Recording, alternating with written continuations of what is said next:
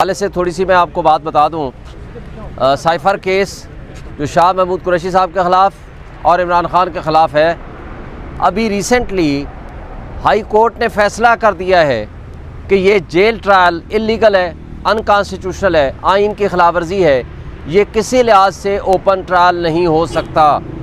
उसके बावजूद हमारी बदकिस्मती है, हमारे निज़ाम इंसाफ पे एक लिहाज से दाग है कि पिछले तारीख पे 28 तारीख को इस जज साहब ने अगेन वो फ़ैसला कर दिया कि नहीं जनाब, अब फिर जेल ट्रायल होगा। और न सिर्फ जेल ट्रायल का हुक्म दे दिया बल्कि वफाकी हुकूमत को लिखा कि आप नोटिफिकेशन लेकर आएँ, और अभी तक वफाकी हुकूमत कोई नोटिफिकेशन नहीं लेकर आई। लेकिन उस नोटिफिकेशन के ना होने के बावजूद ना पिछली तारीख में पुलिस ने प्रोड्यूस किया इमरान ख़ान को और शाह महमूद कुरैशी को, ना इस तारीख में प्रोड्यूस किया। उसके बावजूद जज साहब प्रोसिक्यूशन का और हुकूमत का इस तरह इंतज़ार कर रहे हैं कि जैसे ये उनके मातहत इदारा हो। बदकिस्मती ये है कि पाकिस्तान में कहा जाता है कि अदलिया आज़ाद है, लेकिन आज़ाद अदलिया का कॉन्सेप्ट सिर्फ कागज़ों में है, आइन में है और क़ानून में है। लेकिन हकीकत में जो ये इस तरह के जज साहिबान बैठे हुए हैं, इन्होंने आइन और क़ानून की बालादस्ती की बजाय आइन और क़ानून की पामाली करने का फ़ैसला कर लिया है। आज जो आपके सामने है कि वो सरकार और हुकूमत का इंतज़ार कर रहे हैं कि वो किसी तरीके से नोटिफिकेशन लेकर आएँ ताकि आगे फर्दर प्रोसीड किया जाए, और नहीं आता है तो फिर अगेन इंतज़ार करें। और मैंने उनको एक सजेशन दी है कि आप 8 फरवरी 2024 के बाद की तारीख रख दें कि आपके ऊपर जो ये प्रेशर है वो कम हो जाएगा और उसके साथ शायद इस्तग़ासा अपना केस वापस लेने आ जाए। आपको याद है, सहाफ़ी दोस्त हमारे बैठे हुए थे, उन्होंने कहा कि क्या आप 8 फरवरी 2025 की बात कर रहे हैं? तो इससे एक कॉन्सेप्ट ये आता है कि इसका मतलब है कि इनका इलेक्शन कराने का भी इरादा नहीं है 8 फरवरी 2024 तक। तो ये वो चीज़ें हैं जो मैं समझता हूँ आपके तवस्सुत से हम आवाम के साथ और पब्लिक के साथ गोश गुजार करना चाहते हैं कि साइफ़र का केस बनता नहीं है।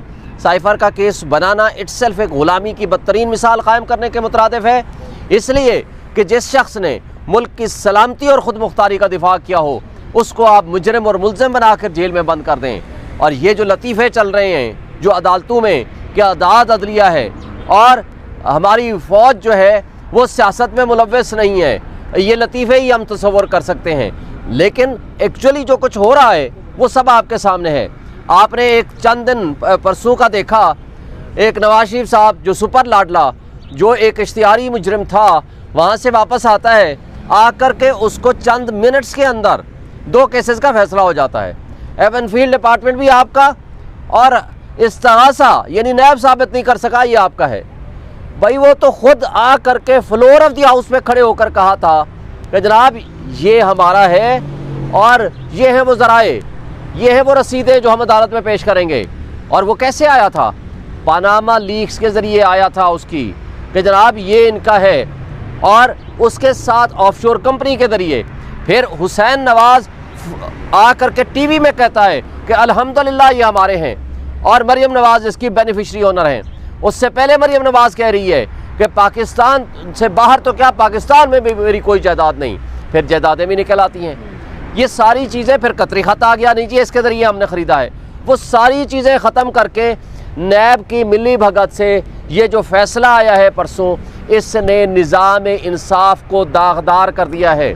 और उसके मद्दे मुकाबिल वो तोशाखाना केस जिसके अंदर आपने देखा है कि इमरान ख़ान को 5 मिनट के अंदर सज़ा दे दी गई, और इमरान ख़ान के ख़िलाफ़ क्या केस है टोटल, वो ये है कि तोशाखाना के जो तहाइफ लिए उसको आपने डिक्लेयर किया, उसकी अमाउंट डिक्लेयर की टैक्स अथॉरिटीज़ के पास, लेकिन वो अमाउंट जो इलेक्शन कमीशन के पास लिखी है उसके आगे लफ्ज़ तोशाखाना नहीं लिखा, इसलिए आप मुजरिम हो गए हो। लेकिन उसके मद्दे मुकाबिल नवाज शरीफ, मरियम नवाज़, यूसुफ रज़ा गिलानी और उसके साथ आसिफ अली ज़रदारी, जिन्होंने गाड़ियाँ ली हैं वो नहीं ले सकते थे। आज तक तोशाखाना का ट्रायल शुरू नहीं हुआ। पहले एक दफ़ा रेफरेंस बना, वो वापस ले लिया गया, फिर दोबारा रेफरेंस आया और अभी भी कोई पता नहीं वो ट्रायल चलेगा या नहीं। लेकिन जिस स्पीड से हमारे मुकदमात चला के हमें गैर आइनी और गैर कानूनी तौर पर इमरान ख़ान को रखा गया है। कल हमने पटिशन फाइल कर रखी थी जिसमें नोटिस था, आपके सामने है, इस्लामाबाद हाई कोर्ट में। हमने कहा जी एक लाइन लिख दें आर्डर जो तोशाखाना केस में है, आपने सेंटेंस सस्पेंड किया, आर्डर सस्पेंड नहीं किया, ताकि हमारी चेयरमैनशिप का मसला हल हो जाए। वो उन्होंने कहा जी अब हम पहले इनसे रिकॉर्ड लेंगे, पूछेंगे, देखेंगे, उसके बाद फैसला आएगा। यानी हमारे फैसले वो महफूज हो जाया करते हैं। और हमारे उस सुपर लाडले के जिसका खिलाफ प्रूव्ड केस है, यानी वो जो एवन फील्ड डिपार्टमेंट वाला केस है, मैं ये पूछना चाहता हूँ 30 साल से ये और इनका ख़ानदान रह रहा है, हसन नवाज़, हुसैन नवाज़, नवाज शरीफ वहाँ जाकर रहता है। आज आकर आप बता दें कौम को, या वो रसीदें बता दें या कौम को बता दें कि ये है किसका असल में, क्या कोई खलाई मखलूक है या कोई जिन भूत रहते हैं या उन्होंने लेकर आपको दिया है, तो आकर आप बता दें। फिर आपने देखा कि ये अलकादर ट्रस्ट वाले केस में क्या चीज़ है भाई, वो शरीफ हसन नवाज़ ने उनके जो 25 मिलियन का होना चाहिए था जो अपार्टमेंट, वो 50 मिलियन में ख़रीद लिया, खरीद लाया गया उसको बहरिया टाउन मलिक रियाज को। और वो जब NCA में आता है तो वहाँ से किस्सा शुरू होता है। आज तो पैसे वापस चले गए हैं गवर्नमेंट को, आज लॉस क्या है? तो जिन्होंने जुर्म किया है उनके खिलाफ तो आप कोई इंक्वायरी नहीं करते हैं। और आज भी मैं कहता हूँ, दावे से कहता हूँ, आप कहते हो ना कि इमरान खान के खिलाफ मुकदमात हैं, कोई एक स्ट्रॉन्ग एविडेंस ले आए उसके खिलाफ, नहीं है। क्या उनके अकाउंट में कितने बिलियन रुपीस पड़े हैं? नहीं है, जिससे साबित हो।